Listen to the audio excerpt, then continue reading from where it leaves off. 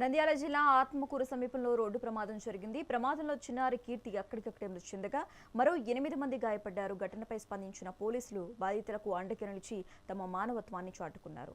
ఆకలితో ఉన్న క్షతగాత్రులను సొంత ఖర్చులతో భోజనాలు ఏర్పాటు చేసి స్వయంగా వడ్డించి ధైర్యం చెప్పారు.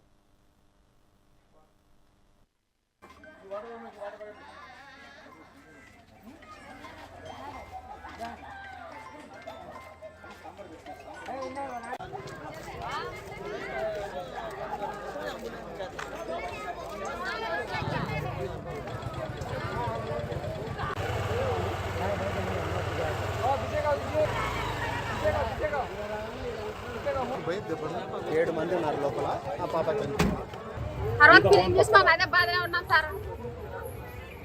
అంటే ఇప్పుడు మీరు ఆయన లాయర్ వచ్చి గుద్దు పెట్టాం, ఇక్కడ దిప్పుకున్నాడు, ఆయన వచ్చి గుద్దాడు.